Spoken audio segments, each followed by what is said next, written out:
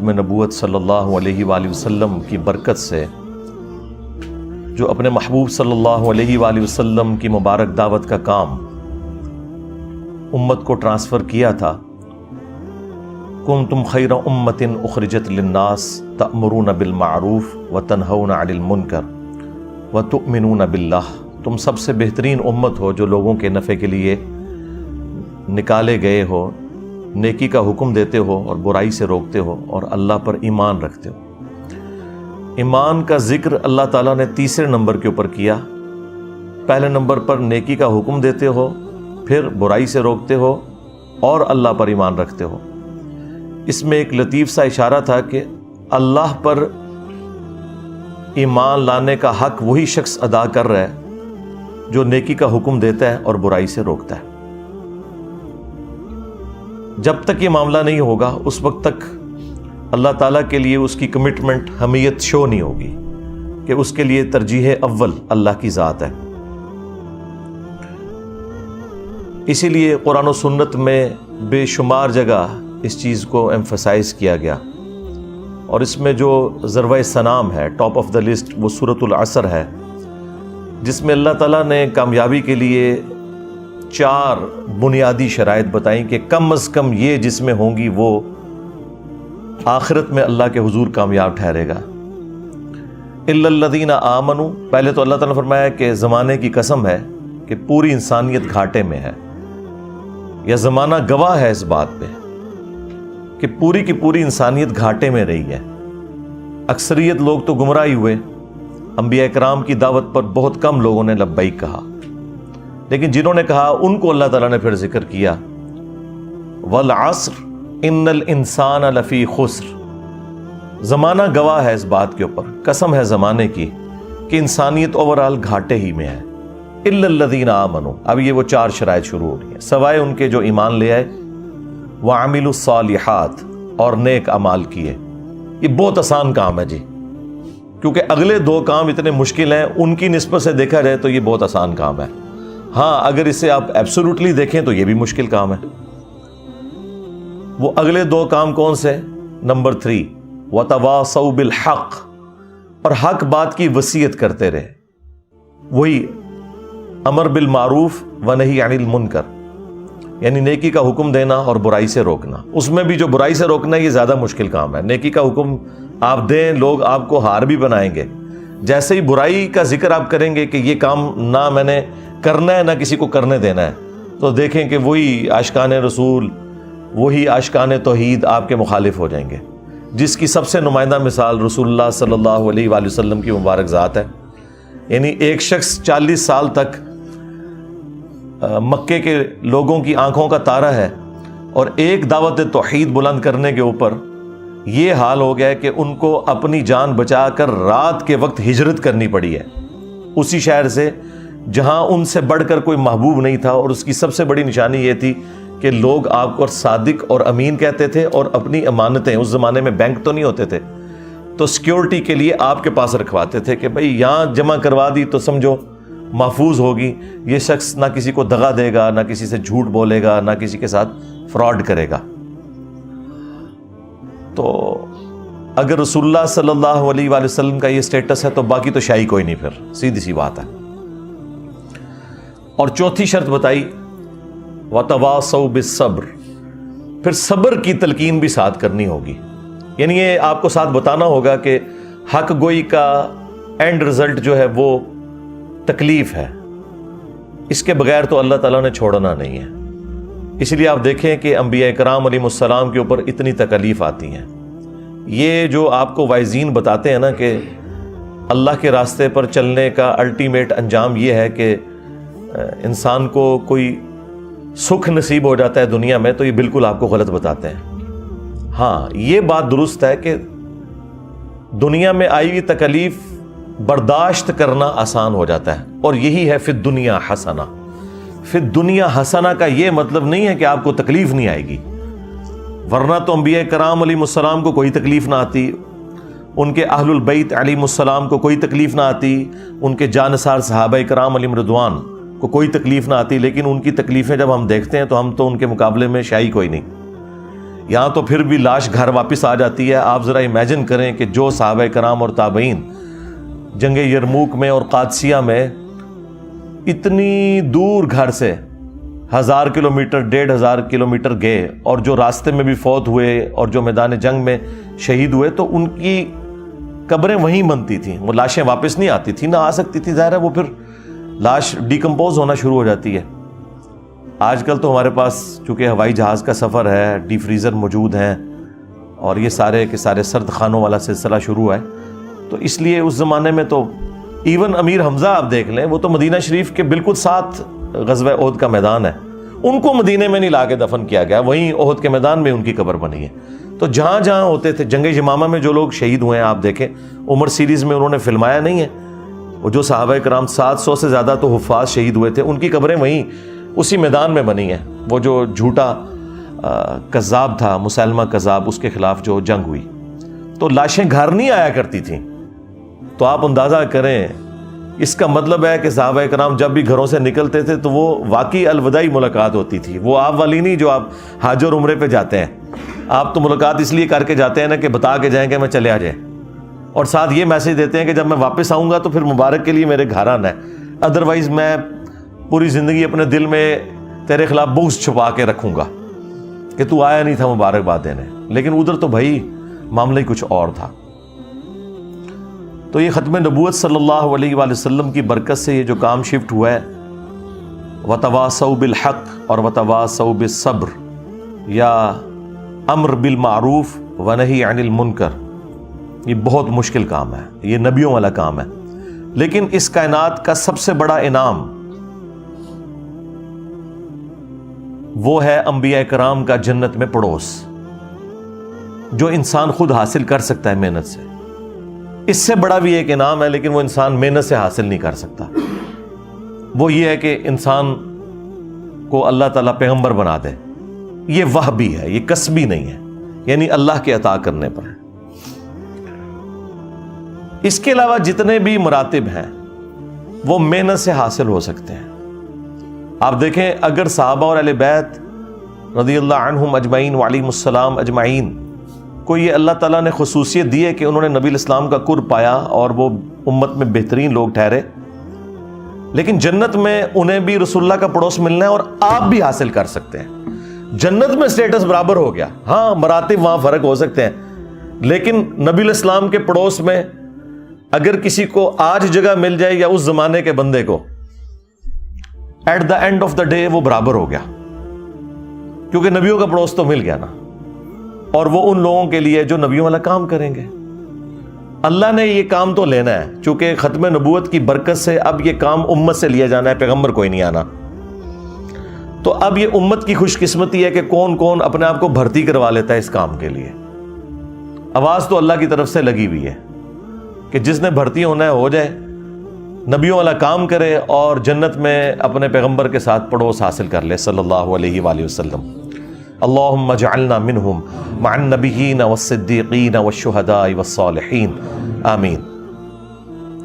اب خوش قسمتی اس کی ہے جو اپنے آپ کو اس کام کے لیے اللہ کے حضور پیش کر دے، یہ اس کی خوش قسمتی ہے. لیکن کام بڑا مشکل ہے، سیدھی سی بات ہے. اگر یہ کام مشکل ہے تو اب جو لوگ یہ کام کر کے آپ کو آسانی میں نظر آ رہے ہیں نا، تو سمجھ لیں کہ یہ وہ کام نہیں کر رہے. ہاں، چاہے وہ کسی مذہبی جماعت کا کوئی لیڈر ہے یا کسی پولیٹیکل جماعت کا لیڈر ہے، اگر وہ عیاشی کی زندگی، سکون کی زندگی گزار رہا ہے تو آپ سمجھ لیں کہ وہ یہ والا کام نہیں کر رہا. بظاہر آپ کو لگ رہا ہے کہ یہ والا کام کر رہا ہے، لیکن وہ یہ والا کام نہیں کر رہا، کیونکہ اس کام کے ساتھ وہ ساری تکلیف جڑی ہوئی ہیں. اگر وہ ان تکلیف سے نہیں گزر رہا اور دین کا کام کرنے سے اس نے اپنا دنیاوی سٹیٹس اتنا بلند کر لیا ہے کہ پہلے اس کے پاس ایک سائیکل بھی نہیں تھی اور آج اس کے پاس پراڈوز آ گئی ہوئی ہیں، لینڈ لوورز آ گئی ہوئی ہیں، اور پتہ نہیں کہڑی کہڑی گڑیاں نے منوز قسم دیا، من تو نام نہیں ہونا دیا آمدے تو کو سنتا رہنا. تو اگر یہ گاڑیاں آ گئی ہیں اس کے پاس اور اس کا سورس آف انکم کوئی بھی نہیں ہے سوائے اس کے کہ وہ دین سے کھا رہا ہے، تو آپ سمجھ لیں کہ وہ نبیوں والے طریقے پہ نہیں ہے. اگرچہ انبیاء کرام علیہ السلام بھی دعوت و تبلیغ میں جب مشغول ہوتے تھے تو ان کا بھی سورس آف انکم بیت المال ہوتا تھا، لیکن وہ اس سے جدادیں نہیں بناتے تھے۔ ورنہ مجھے بتائیں کہ نبی علیہ السلام وفات تک فاقوں میں کیوں رہے ہیں؟ غزوہ خیبر کے بعد تو اللہ تعالیٰ نے اتنی وسعت دے دی تھی، پھر خمس بھی رکھ دیا گیا مال غنیمت، لیکن بخاری مسلم اٹھائیں، ہماری ماں سیدہ عائشہ سلام اللہ علیہا کہتی ہیں کہ نبی علیہ السلام کی وفات تک ہماری یہ حالت تھی کہ بعض اوقات 1 مہینہ، بعض اوقات 2، بعض اوقات 3 مہینے، یعنی ہم چاند ان کا نکلتے ہوئے دیکھتے تھے اور ہمارے گھر میں چولہا نہیں جلتا تھا، پکانے کے لیے کوئی چیز نہیں ہوتی تھی، 2 کالی چیزوں پہ کھجور اور پانی کے اوپر گزارا ہوتا تھا۔ اور وہ بھی یہ نہ سمجھیں کہ کوئی ٹنوں ٹن کھجوریں ہوتی تھیں یا میٹھا پانی، اس زمانے میں تو بڑا مشکل کام تھا، کئی کلومیٹر سے بھر کے لانا پڑتا تھا، یہ بورنگ والا سسٹم تو نہیں تھا۔ تو 2 کھجوریں صبح، 2 شام کے وقت، اور وہ بھی کبھی نہیں ملتی تھی۔ آپ اندازہ کریں اس طرح کی جو صورتحال ہے، ہم اپنی زندگی کو دیکھیں اور رسول اللہ صلی اللہ علیہ وآلہ وسلم کی مبارک زندگی کو دیکھیں تو آپ کو زمین و آسمان کا فرق نظر آئے گا اس حوالے سے۔ تو آج اگر کسی نے دینی سٹیٹس سے اتنا کچھ حاصل کر لیا ہے تو آپ سمجھ لیں کہ اس نے دین کو سورس آف انکم بنایا ہوا ہے، جس سے اپنی جائیدادیں بنا لی ہیں۔ اور انبیاء اکرام کے بارے میں آپ سورۃ الاعراف میں تفصیل کے ساتھ ہر پیغمبر کا جب ذکر آیا نا تو اس نے اپنی امت کو ایک ہی درس دیا ہے، لا اسألکم علیہ اجرا، اس دعوت و تبلیغ کے بدلے میں میں تم سے کوئی اجر نہیں مانگتا، میرا اجر میرے رب کے حضور پکا ہے۔ یعنی وہ یہ نہیں کہتے تھے کہ آپ ہمیں اس کے بدلے کچھ دیں، نہیں، وہ کہتے تھے ہمارے رب کے حضور اجر پکا ہو گیا۔ تو اللہ تبارک و تعالیٰ نے اپنے محبوب صلی اللہ علیہ وآلہ وسلم کی امت کو جو یہ کام ٹرانسفر کیا ہے، یہ نبیوں والا کام ہے، اور اسی کام کی وجہ سے اس امت کی فضیلت ہے۔ آپ اکثر یہ سنتے ہیں نا کہ جی امت محمدیہ صلی اللہ علیہ وآلہ وسلم بڑی فضیلت والی امت ہے، تو اس کو وہ رسول اللہ کی مبارک ذات کے ساتھ ریلیٹ کرتے ہیں کہ شاید اس وجہ سے کہ نبی علیہ السلام کا مرتبہ بہت بلند ہے انبیاء کرام میں، اس وجہ سے نہیں ہے، اس وجہ سے ہے کہ نبی صلی اللہ علیہ وآلہ وسلم پر اللہ تعالیٰ نے ختم نبوت کر کے نبیوں والا کام نبی علیہ السلام کی امت کو شفٹ کر دیا۔ اصل میں یہ جو کام شفٹ ہوا ہے نا نبیوں والا، اس کی وجہ سے اس امت کا مرتبہ اگلی امتوں سے بڑھ کر ہو گیا کہ وہ جو انڈیویجول لیول کے اوپر انبیاء کرام مختلف علاقوں میں، قوموں میں آتے تھے اور وہ دعوت و تبلیغ کا کام کرتے تھے، ان کے جانثار ساتھی ان کے ساتھ ہوتے تھے، لیکن نبی علیہ السلام کے کیس میں آپ کے دنیا سے تشریف لے جانے کے بعد یہ پوری لیگیسی ٹرانسفر ہوئی ہے آپ کی امت کے اندر، چونکہ کام نبیوں والا ملا، لہٰذا یہ پوری کی پوری امت بنی اسرائیل کے پیغمبروں کی طرح ہے۔ یہ جو اکثر وہ کہتے ہیں نا جی ان کا مرتبہ جو ہے وہ نبیوں کی طرح ہے، مرتبہ نہیں ہے، انبیاء کے تو مرتبے کو کوئی پہنچ نہیں سکتا۔ انبیاء کرام علیہ السلام کا جو سٹیٹس تھا دعوت و تبلیغ کا، وہ والا اس امت میں ٹرانسفر ہوا ہے، اس کی وجہ سے یہ امت اگلی امتوں سے ممتاز ہے۔ جس طرح اگلی امتوں میں ہر قوم، قبیلے اور علاقے میں الگ سے پروفٹ آتا تھا، اس امت میں اب وہ پروفٹس نہیں آئیں گے، بلکہ اللہ تعالیٰ وقتاً فوقتاً ہر جگہ اپنے بندوں کو اٹھائے گا جو نبی نہیں ہوں گے، نبی کے امتی ہوں گے، لیکن وہ کام پیغمبروں والا کریں گے، اور کام اتنا بڑا کریں گے کہ اگر آپ اس کا والیوم چیک کرنا شروع کر دیں نا تو اگلے انبیاء کرام کی جو محنت کا والیوم ہے اس سے یہ بہت بڑا والیوم ہے، والیوم کے اعتبار سے۔ یعنی حضرت نوح علیہ السلام نے 950 سال میں جو محنت کی ہے تو ان کی کشتی کے اندر صرف 78 لوگ بیٹھے ہوئے تھے، اور یہاں ختم نبوت کی برکت سے 350-400 بندہ تو یہاں بیٹھا ہوا ہے اس وقت، اور یہ بھی کسی نبی کی موجودگی میں نہیں، نبی کو دنیا سے گئے ہوئے آلموسٹ 1400 سال ہو چکے ہیں، تو یہ ختم نبوت کی برکت آپ کو نظر آئی، اور دعوت بھی وہی ہے، اسی پیٹرن کے اوپر ہے، زیرو ٹالرنس توحید کے اوپر۔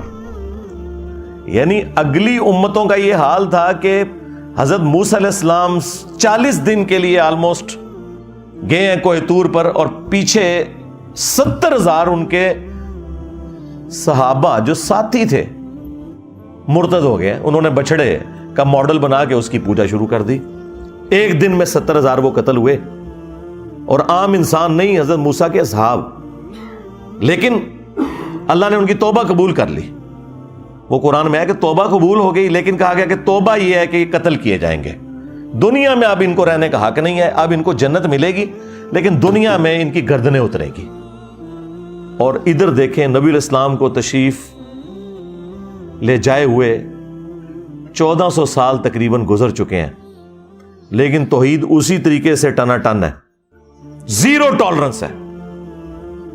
اور اگر کسی کو سمجھ نہیں آ رہی نا تو ہمارے پلیٹ فارم کی برکات دیکھ لے اور بتائے کہ اس توحید میں کوئی شخص کوئی حرف کوئی کلام کر کے بتائے کہ قرآن میں جو اللہ تعالیٰ نے جس پیشن سے توحید بیان کی ہے، جو نبیوں والی توحید ہے، شیطانی بابوں والی توحید نہیں، شیطانی توحید نہیں بلکہ رحمانی توحید، اس کے اوپر میں تفصیلی کئی ایک ویڈیوز میں بول چکا ہوں. تو یہ برکت ہے ختم نبوت کی. بخاری مسلم میں حدیث ہے قیامت والے دن کئی انبیاء اس حال میں آئیں گے، کسی کے ساتھ 4 امتی، کسی کے ساتھ 3، کسی کے ساتھ 2، کسی کے ساتھ 1، اور کسی کے ساتھ ایک بھی نہیں ہوگا. ایک بھی امتی نہیں ہوگا جو ایمان لایا ہو. اب اس اعتبار سے ذرا اس امت کو دیکھیں تو آپ برکات دیکھ لیں. بخاری مسلم دونوں میں حدیث ہے، نبی علیہ السلام نے فرمایا کہ جنتیوں کا نصف میری امت سے ہوگا. ہاں، اور ایک اور حدیث ہے بخاری و مسلم میں، نبی صلی اللہ علیہ وآلہ وسلم نے فرمایا کہ اگلے انبیاء پہ جو لوگ ایمان لے کر آتے تھے ان کے معجزات کی وجہ سے لاتے تھے. مجھے اللہ نے وحی کا معجزہ دیا یعنی قرآن. میں اللہ سے امید کرتا ہوں کہ سب سے زیادہ جنت میں جانے والے پیروکار میرے ہوں گے، کیونکہ میرا معجزہ سب سے بڑا ہے.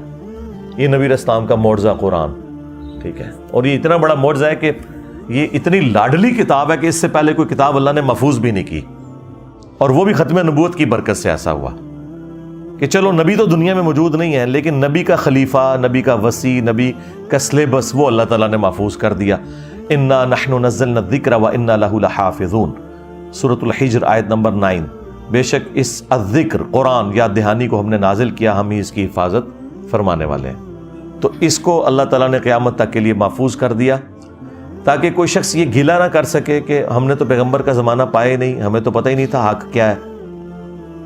اگلی امتیں گلہ کر سکتی تھی، لیکن ان کا گلہ اللہ نے اس طرح دور کیا کہ ہر نبی جب فوت ہوتا تھا نا تو فوت ہونے سے پہلے اپنی جگہ ایک اور پیغمبر کو خلیفہ چھوڑ کے جاتا تھا. اب ختم نبوت کی برکت سے اس امت میں تو نبی نے آنا کوئی نہیں ہے، تو اللہ تعالیٰ نے نبی علیہ السلام کا خلیفہ قرآن چھوڑ دیا، اور سنت یا صحیح الاسناد احادیث اسی کی تفسیر ہے. اصل میں تو خلیفہ قرآن ہے.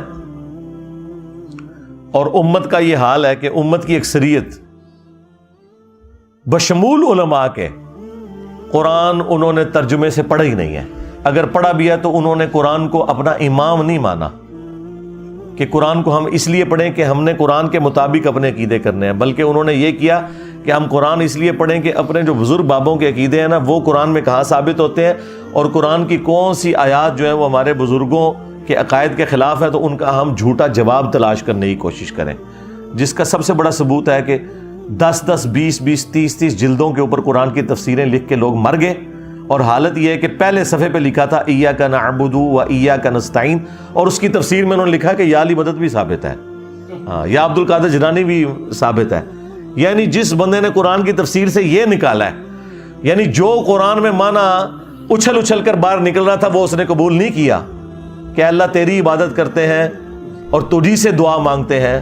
ایک تو ظاہری اسباب ہے، وہ تو قرآن میں حکم ہے وَتَعَاوَنُوا عَلَى الْبِرِّ وَالتَّقْوَى وَلَا تَعَاوَنُوا عَلَى الْإِثْمِ وَالْعُدْوَانِ، لیکن ایک ہے دعا کرنا جو اللہ کے ساتھ خاص ہے.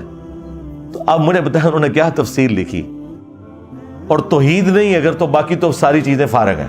نہ کسی کی محبت رسول قیامت کے دن اسے نفع دے گی، نہ محبت اہل بیت، نہ محبت صحابہ کرام. ہاں دنیا میں ضروری ہے آپ کو نفع دیں گی کہ چندہ آپ کو زیادہ مل جائے گا، ٹھیک ہے. دنیا پہ آپ ختم نبوت کے نام کے اوپر ڈرامہ بازی کریں، چندے ہتھیائیں لوگوں سے، اور عقیدوں میں آپ کے شرک پایا جاتا ہے. اس ختم نبوت کو چاٹنا ہے جس میں شرک پایا جاتا ہے؟ کیا رسول اللہ دنیا میں اس لیے آئے تھے؟ آپ نے اپنی نبوت کا پیغام یہ لوگوں کو دیا تھا کہ میری وفات کے بعد جو ہے وہ قبر والوں سے مانگنا شروع کر دینا اور پھر ساتھ ختم نبوت کے نعرے بھی لگانا؟ اول چیز توحید ہے، اس کے بعد ختم نبوت اور پھر باقی ساری چیزیں. اور ختم نبوت پہ بھی چشتی رسول اللہ، اشعری رسول اللہ کے بعد تو ہم نے ان کو کتنا ایکسپوز کر دیا، ان کے پاس تو بھاگنے کی جگہ ہی کوئی نہیں ہے. تو یہ سارے کے سارا ڈرامہ بازی چل رہی تھی. اور چونکہ حکومتوں میں یہ لوگ بیٹھے ہوتے تھے، کوئی حق بات کرتا تھا اسے قتل کروا دیتے تھے. یوٹیوب، سوشل میڈیا ہے نہیں تھا کہ بات لوگوں کی دوسرے لوگوں تک پہنچتی.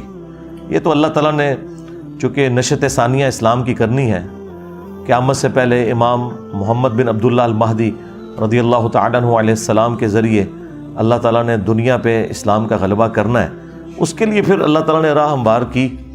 اور آج سے چند سال پہلے تک تو کوئی سوچ بھی نہیں سکتا تھا کہ اتنے بڑے لیول کے اوپر ریولوشن آئے گی سوشل میڈیا کی برکت سے، کہ ایک چھوٹے سے پلیٹ فارم کی آواز پوری دنیا کے اندر پہنچ جائے گی. اور وہ آپ دیکھ رہے ہیں اللہ کے فضل سے. اور کیا حالت ہے کہ مجھے تو اب نظر آ رہا ہے کہ باقی تو کسی کی کوئی بات دین کے اوپر سننے کے لیے تیار ہی نہیں ہے. ہمارے جو کمپٹیشن پہ بھی لوگ آئے تھے نا، ان میں سے بھی کئی لوگ اب دین کا کام چھوڑ کے وی لاگز بنانے شروع کر دیے. انہیں پتہ چل گیا کہ یار اب ادھر کیسے ہم اپنا جعلی سودا بیچیں گے جب آپ کو خالص سودا فری مل رہا ہے.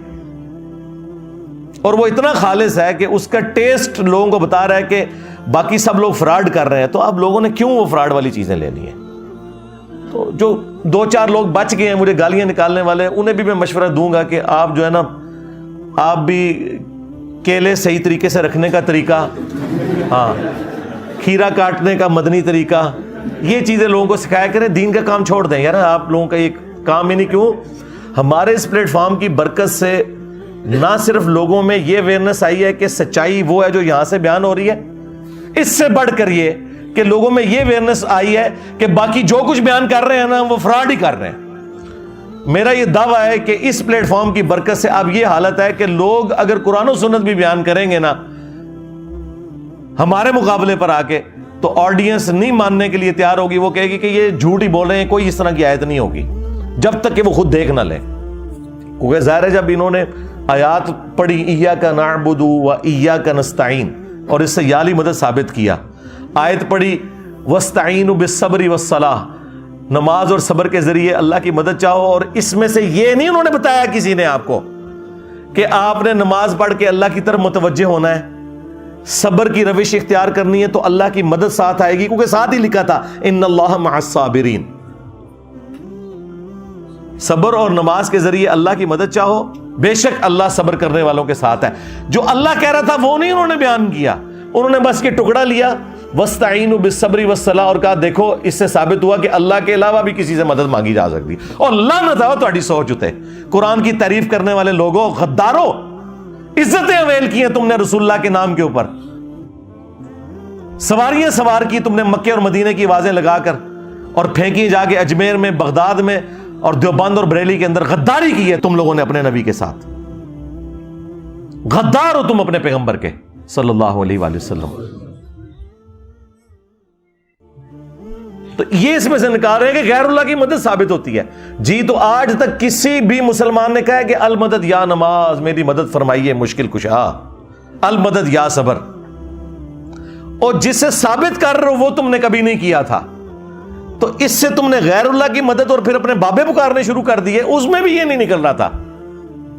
وہ ساتھ ہی اللہ نے کہہ دیا ان اللہ مع الصابرین، اللہ صبر کرنے والوں کے ساتھ ہے. جو نماز اور صبر کی روش اختیار کرے گا اللہ کی مدد اس کے لیے آئے گی. اس میں سے غیر اللہ کی مدد کہاں سے ثابت ہو گئی؟ آپ اندازہ لگائیں یہ تمام بریلوی علماء چاہے پرانے بزرگ ہوں یا نئے اس آیت کو ٹاپ آف لسٹ بیان کرتے ہیں غیر اللہ سے مدد کے لیے. تمام شیعہ علماء جو توحید کا جنازہ نکالنے کی کوشش کرتے ہیں ان کو میں نکال رہا ہوں، جو موحد ہے، جو توحید کا جنازہ نکالنے والے لوگ ہیں، وہ اس کو پہلے نمبر پہ پیش کرتے ہیں. اس سے ان کے علمی لیول کا آپ اندازہ لگا لیں کہ انہوں نے اور آپ کو دین کا کیا سکھانا ہے.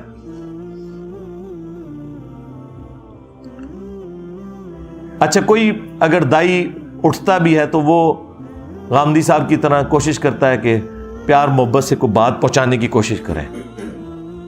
تو دیکھ لیں لوگوں کو بات سمجھ نہیں آتی. اگر کسی کو آئی ہے تو وہ وہی لوگ ہیں جو پہلے ممی ڈیڈی تھے, پہلے بھی ان کے دماغ میں فطور نہیں تھا, اب بھی نہیں ہے. لیکن جو کٹر قسم کی پبلک ہے, بریلوی, دیوبندی, اہل حدیث, شیعہ, ان کا تو اس لیول کے اوپر مینٹل ماڈل بن چکا ہے کہ ان کو توڑ کے بھی آپ دوبارہ بنائیں نا, پھر بھی آپ ان کے دماغ میں قرآن و سنت داخل نہیں کر سکتے. لیکن اللہ کے فضل سے ہمارے اس پلیٹ فارم نے آپ دیکھیں کیا دنیا میں تبدیلی آپ کے سامنے نظر آ رہی ہے. اب دنیا میں ہر دینی پلیٹ فارم پتہ ہے دین کی خدمت کیا کر رہا ہے, رپلائی ٹو انجینئر محمد علی مرزا. ہاں آپ دیکھ لیں, جس ٹاپک پہ میں بولتا ہوں نا, میری تصویر لگا کے نا اس ٹاپک کے اوپر اگلا بات کرتے ہیں. یعنی میں بتاؤں گا کہ دین کی کون سی بات آپ نے بیان کرنی ہے. آج اسلام پہ اتنا مشکل وقت آیا. آپ کے پڑوسی ملک میں ایک شخص جس کی دنیا میں سب سے ٹاپ پہ ویورشپ ہے, دھروو راٹھی, اس نے اسلام کے اوپر انجانے میں, بدنیتی کے ساتھ نہیں, ایک حملہ کر دیا عقیدہ توحید کے اوپر. کدھر مر گئے علماء؟ کسی بڑے عالم دین کی کوئی ویڈیو دیکھی ہے کہ اس نے جو پوائنٹ اٹھائے ہیں اس کا جواب دیا ہو؟ ہمیں یہ کہتے تھے نا جی غیر مسلموں کو جواب دیں, جی انجینئر صاحب ہمیں چھوڑ دیں. جی آپ کو کچھ چھوڑ دیں, آپ بھی غیر مسلم ہیں. ہاں بریلویوں سے پوچھیں کہ دیوبندی کیا ہے, دیوبندیوں سے پوچھیں ذرا بریلوی کیا ہے, اہل حدیث سے پوچھیں کہ یہ کیا ہے, ان سے اہل حدیث کے بارے میں پوچھیں. نہ یقین ہے تو المحنت علی المفنت پڑھ لیں, حسام الارمین پڑھ لیں, احکام شریعت پڑھ لیں. تو ہم غیر مسلموں کے بارے میں ہی کام کر رہے ہیں. ہمارے نزدیک تو آپ مسلمان ہیں, لیکن آپ چونکہ ایک دوسرے کو غیر مسلم کہتے ہیں, لہٰذا ہم آلریڈی غیر مسلموں کے بارے میں ہی کر رہے تھے. ہاں اب وہ غیر مسلم جو ادر دین اسلام والے غیر مسلم ہیں, انہوں نے جب اسلام پہ حملہ کیا تو یہ کدھر مرے پڑے ہوئے ہیں؟ کسی نے کوئی پوائنٹ ٹو پوائنٹ اس کا جواب دیا؟ اور سرکار ان کی کمپیٹنسی نہیں, انہوں نے قرآن پڑھا ہو تو جواب دینا, انہوں نے سنت پڑھی ہو تو ایک ایک پوائنٹ کا جواب دینا. میں اب بھی بات کرتا ہوں, جو میں نے ریکارڈنگ کروا دی نا 1.5 گھنٹے کے اندر, اس کو دیکھ کے رٹا مار کے کوئی ریپروڈیوس بھی نہیں کوئی مفتی کر سکتا. ٹائم قیامت تک جائے اسی طریقے سے پوائنٹ ٹو پوائنٹ رٹا مار کے میرے لیکچر نو. توفیق بھی اٹھ گئی ہوئی ہے. اب ان کی توفیق صرف یہ ہے کہ انہوں نے بنو امیہ کی خدمت کرنی ہے, ان کی توفیق یہ ہے کہ انہوں نے اپنے بابوں کے مزارات کا دفاع کرنا ہے. اسلام کے ساتھ ان کا کوئی لینا دینا نہیں, سیدھی سی بات ہے. تو اینڈ پہ میں دعا کروں گا اللہ تعالیٰ ہمیں بھی, ہمارے اسٹوڈنٹس کو بھی, ان کی فیملیز کو بھی, قیامت تک آنے والے تمام مسلمانوں کو پورے اخلاص کے ساتھ ختم نبوت کی برکت سے یہ جو نبیوں والا کام اس امت کو شفٹ ہوا ہے, نبی صلی اللہ علیہ وآلہ وسلم کا سچا مجاہد بنتے ہوئے آگے پہنچانے کی توفیق عطا فرمائے. آمین. صلو علی محمد وآل محمد.